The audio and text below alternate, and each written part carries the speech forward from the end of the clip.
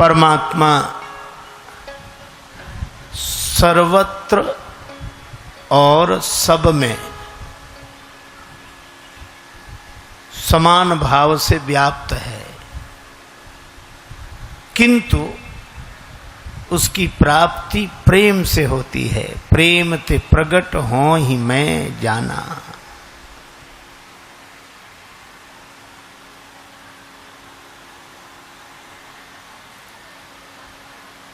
व्यापक ब्रह्म को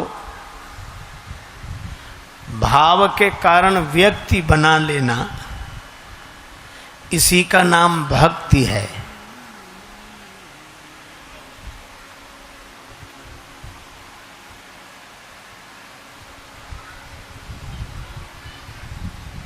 जैसे आप एक हैं पर संबंधों में अनेक हैं।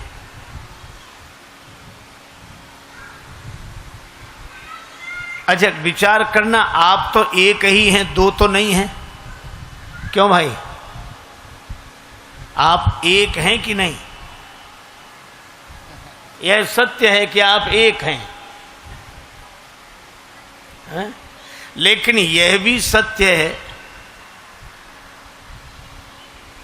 कि आप पिता के आगे पुत्र हैं, पुत्र के आगे पिता हैं, चाचा के आगे भतीजा, भतीजा के आगे चाचा,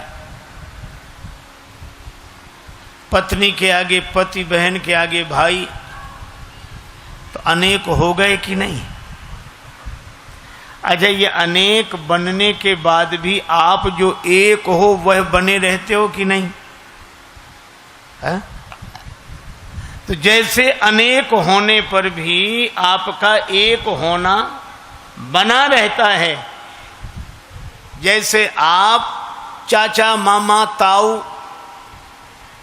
पिता पुत्र भाई पति अनेक बनने पर भी एक बने रहते हो, इसी तरह परमात्मा एक होकर भक्ति के कारण अनेक रूपों में प्रकट हो जाता है।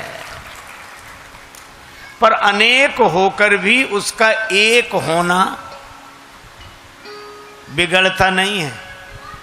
अच्छा मिट्टी एक है, घड़ा सकोरा अनेक घड़े हैं, घड़े अनेक हो सकते हैं पर मिट्टी एक है। आभूषण अनेक हो सकते हैं पर सोना एक है। इसी तरह परमात्मा एक है पर भाव के कारण उसके रूप अनेक हैं। भाव ही सर्वस्व है, भाव ही आधार है, और भाव से भजले इन्हें तो भाव से बेड़ा पार है। भाव वाले भक्त का भगवान पर भी भार है, इसलिए पर ब्रह्म का होता यहां अवतार है। एक आदमी गया बाजार, पत्नी ने कहा कि बाजार जा रहे तो कोई चीज खरीद लाना। ठीक है, पर पत्नी बोली ठग मत जाना, बाजार में ठग बैठे रहते हैं। वह यह शिक्षा लेकर घर से गया दुकानदार के पास। बरसात के दिन छाता पसंद आया, दुकानदार से कहा ये छाता कितने का दिया? दुकानदार बोला 20 रुपए का। सस्ते का जमाना था। छाता कितने का दिया? बोला 20 रुपए का। तो वो तो घर से पढ़कर आया था, बोला हम तो 10 रुपए देंगे। दुकानदार समझ गया कि ग्राहक बड़ा चतुर है, तो बोला अब तुमसे क्या मुनाफा लें, दाम के दाम में ले जाओ, 16 रुपए निकालो ले जाओ। 16 रुपए में दोगे? हाँ। तो खरीदने वाला बोला फिर तुम 8 रुपए देंगे। दुकानदार ने समझा मजाक कर रहा है, का 12 रुपए में लेना है कि नहीं? ग्राहक बोला 6 रुपए देंगे। अरे भाई चलो 10 रुपए में ही ले जाओ, तो बोला 5 रुपए दूंगा। अंत में दुकानदार बोला कि 8 रुपए में लेना है, तो बोला 4 रुपए ले लो। तो दुकानदार झल्ला कर बोला कि मुफ्त क्यों नहीं ले जाते? तो बोला मुफ्त दोगे तो 2 ले जाऊंगा।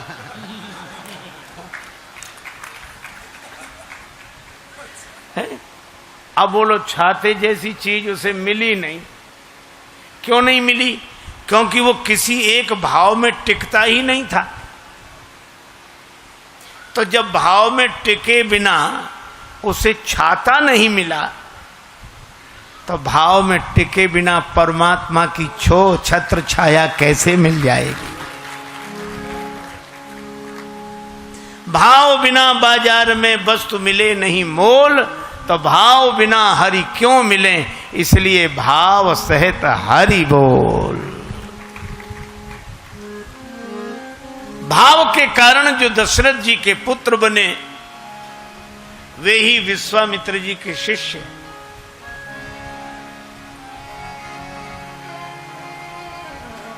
भगवान श्री राम ने विश्वामित्र जी के यज्ञ की रक्षा की। अब राम जी बोले गुरुदेव आपका यज्ञ पूरा हो गया, अब हमें अयोध्या वापस भेज दीजिए। गुरु जी बोले अभी नहीं, अभी एक यज्ञ और बाकी है। गुरुदेव उस यज्ञ का नाम क्या है? और हमें एक भरोसा हो गया कि आपके कारण हमारा यज्ञ पूरा हुआ, तो जनक जी का यज्ञ भी आपके ही कारण पूरा होगा। चल दिए श्री राम जी आगे, गुरुदेव उनके पीछे श्री राम जी, उनके पीछे श्री लक्ष्मण जी। ये यात्रा कर रहे हैं विदेह नगर की। और कितना सार्थक संकेत है कि विदेह नगर की यात्रा तभी सफल होती है जब हम गुरुदेव के पीछे पीछे चलें। आ गए शौक के आखिरी मोड़ पर, आ गए शौक के आखिरी मोड़ पर, राह के पेचोखम देखते देखते अब तो मंजिल पे एक दिन पहुंच जाएंगे, इनके नक्शे कदम देखते देखते। गुरुदेव के पीछे पीछे चले। महाजनो येन गतः स पंथः, महापुरुष जिस रास्ते से जाएं उसी रास्ते पर चलना चाहिए। लेकिन गुरुदेव के पीछे कौन चलता है? श्री राघवेंद्र के पीछे श्री लक्ष्मण हैं, और लक्ष्मण जी वैराग्य हैं, राम जी भगवान हैं। और कितना बढ़िया संकेत है कि वैराग्य जिसके पीछे पड़ा होता है वे ही गुरुदेव के पीछे पीछे चलते हैं। अच्छा, वैराग्य पीछे नहीं लौटने देता, वैराग्य पीछे नहीं लौटने देता, गुरुदेव आगे बढ़ाते हैं। तो जो वैराग्य के साथ गुरुदेव के पद चिन्हों का अनुकरण करेगा वो निश्चित रूप से विदेह नगर पहुंच जाएगा, इसमें कोई संदेह नहीं। लेकिन रास्ते में एक घटना घटी। आश्रम एक दीख मग माही, आश्रम एक दीख मग माही, आश्रम एक देख मग। खग मृग जीव जंतु तह नाही,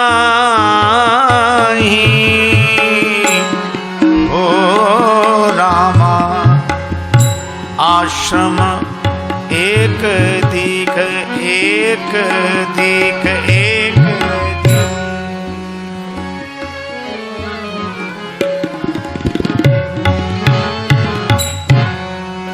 एक आश्रम दिखाई दिया, लेकिन यह आश्रम बड़ा अद्भुत है। इस आश्रम में ऋषि मुनि संत साधकों की कौन कहे। खग मृग जीव जंतु ता नाही,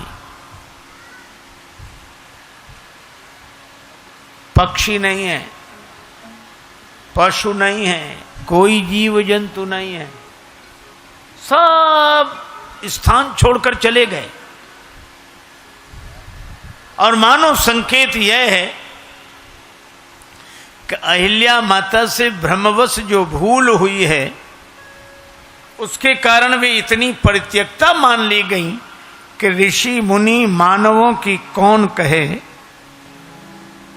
खगमृग जीव जंतु भी जगह छोड़कर चले गए।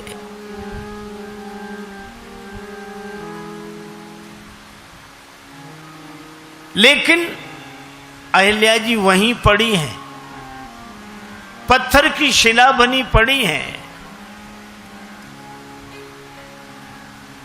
और संकेत यह है चाहे सब साथ छोड़ दें पर जो भगवान का भरोसा रखकर अयोध्या और जनकपुर के पथ पर पत्थर बनकर पड़ा रहता है उसे परमात्मा के पास नहीं जाना पड़ता, परमात्मा उसके पास चलकर आ जाते हैं। छोड़ दिया कोई बात नहीं। तभी तो श्री सदगुरुदेव नानक जी महाराज कहते हैं, संग सखा सब तजी गए,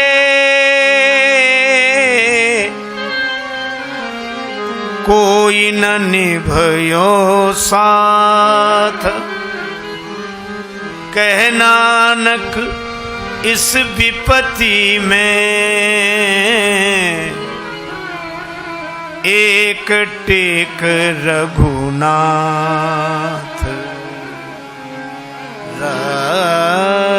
रघुनाथ।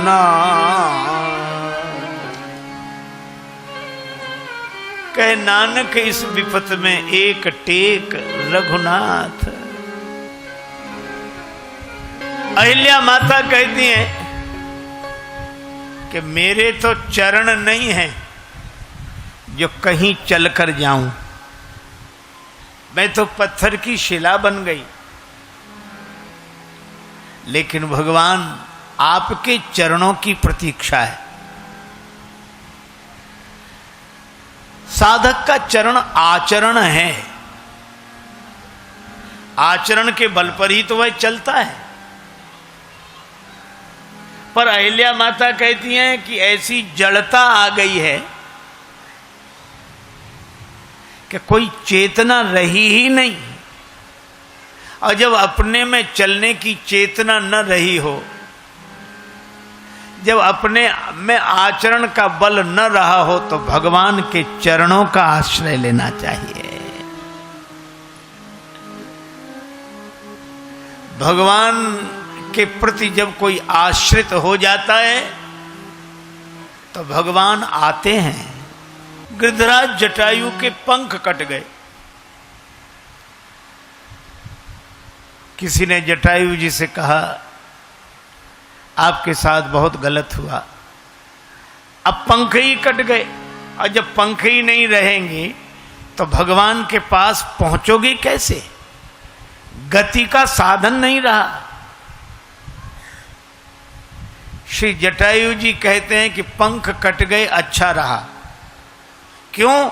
का पंख होते तो जिम्मेवारी मेरी थी कि मैं उड़कर भगवान के पास जाऊं, और पंख नहीं रहे तो अब जिम्मेवारी भगवान की है कि वो चलकर मेरे पास आए।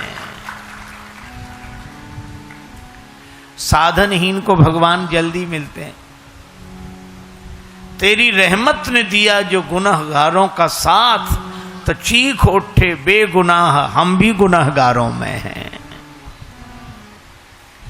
भगवान के आश्रित होकर कोई देख ले, आएंगे, जरूर आएंगे। भगवान हैं।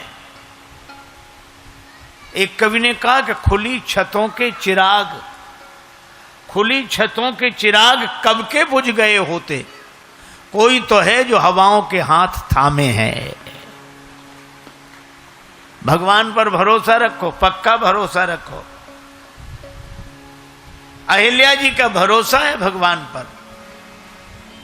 अच्छा, फिर अहिल्या जी सोचती हम तो जनकपुर जाने वाले रास्ते पर पड़े हैं, भगवान हमारे लिए भले ही ना आए पर श्री जानकी जी के नेह निमंत्रण को अस्वीकार कैसे करेंगे। जब श्री जानकी जी के कारण वे मिथिला जाएंगे तो रास्ते में मेरा भी उद्धार हो जाएगा, यह भावना है। अब भगवान ने इस शिला की ओर देखा। भगवान राम ने इस शिला को देखा। किस शिला को? जिसकी ओर कोई नहीं देखता था।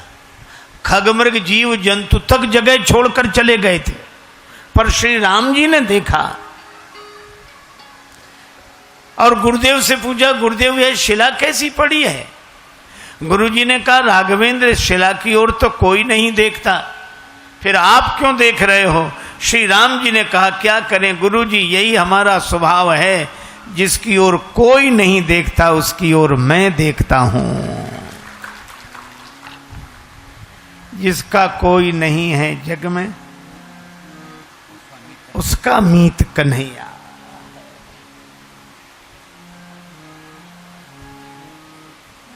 अच्छा राम जी आप देख रहे हैं शिला की ओर? हाँ। उद्धार करना चाहते हैं? नहीं नहीं गुरुदेव, उद्धार नहीं करना चाहते। फिर कर्ज चुकाना चाहता हूं। आप पर भी किसी का कर्ज है। ये कर्ज का मर्ज बहुत बुरा है, बहुत।